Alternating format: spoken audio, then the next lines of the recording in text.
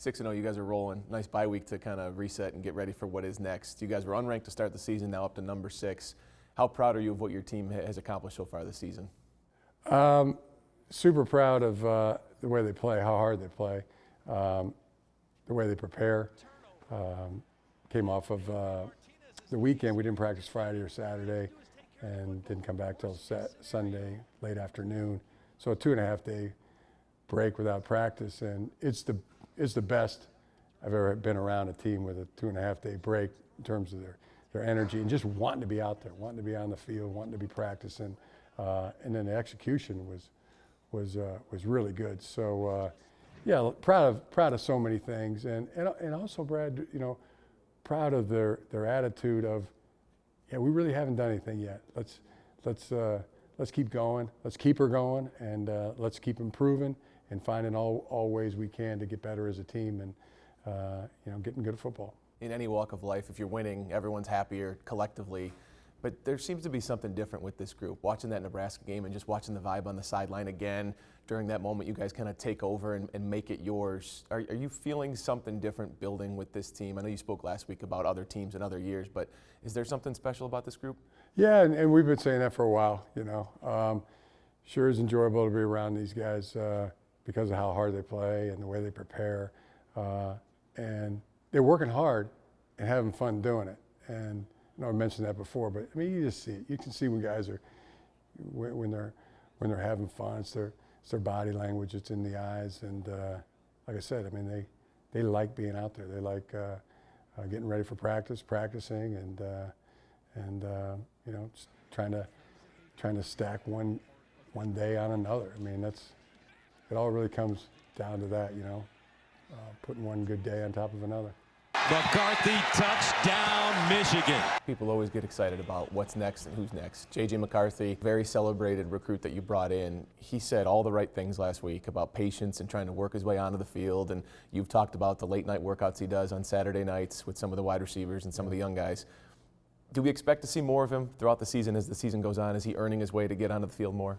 Yeah, we're continually, every week adding more things and planning for him to play in the games. Want to play him as much as possible. It's great to see both. Cade continues to be an ascending player, and so does JJ. We're excited about both, and also excited about the position to know that if your quarterback breaks his chin strap, that in comes the next guy, and he's going to be really good too. Michigan State and Michigan, when the two rival programs are good, that's great for football fans in the state. Everybody outside these walls is looking forward to a potential undefeated matchup. How do you keep your guys focused on the task at hand this week against a Northwestern team that just came off a pretty impressive win? Yeah, I think a big part of that is the players. I mean, they have this vibe about them. Yeah, they're having fun. They're enjoying it. They want to get better. They're hungry. But there's also this, we haven't done anything yet, and we gotta get better today than we were yesterday, and better tomorrow than we were today. And let's get a lot of energy and excitement into today's meetings and today's practice. Because Northwestern is, very, very formidable opponent, and they have been. They're going to be this year. They were last year, the year before that. Yeah. Especially when they get to midseason, there's something about that team that they just get better and better and better every single week. Pat Fitzgerald does a tremendous job, but that they're going to be darn tough, and it's going to be a big task for us. I thought it was interesting. You talked and you said out loud that you knew before this season your offensive line was going to be a strength for this team. They've proven to be that. Michigan has a long history of great running backs, and what Blake Corum and Hassan Haskins have done behind that offensive line this year, almost elevating themselves to try to be in that group of great running backs. Knowing that group was going to be good on the offensive line, though, what have they shown you with the versatility, with guys jumping in like they did in the Nebraska game, to even show you, wow, this group's even more impressive than you thought it was going to be? Yeah, the starters, and also you look at the backup, because they always play. Backups always play on every team in the offensive line. I think Sharon Moore's done a tremendous job. I mean, there's guys, we got you walk by the meeting rooms, there's great vibes in every meeting room, and but there's something about that offensive line room that's it's very cohesive. It's it's a band of brothers in there. I mean, no way else to really say it. And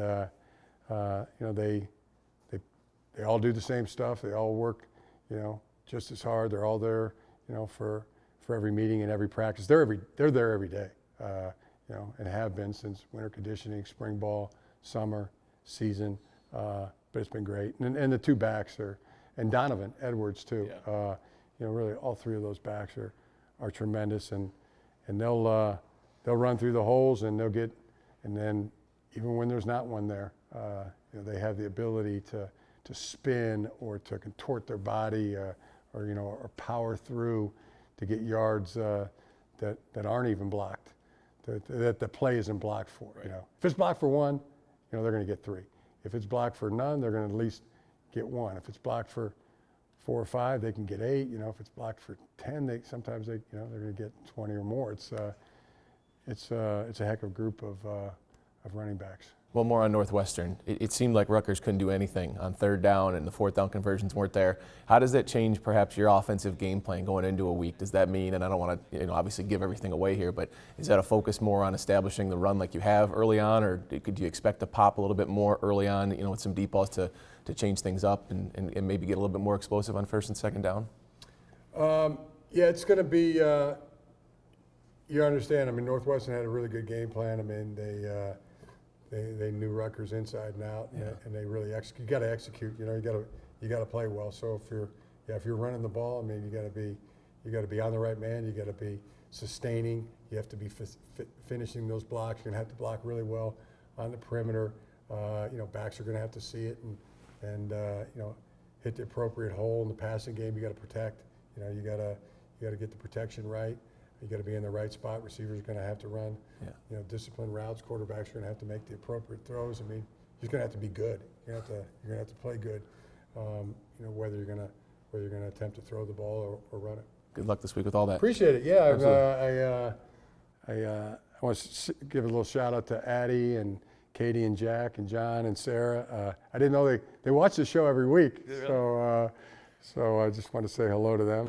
Hi guys. Thanks for watching. Dad's on TV. It's great. pretty cool.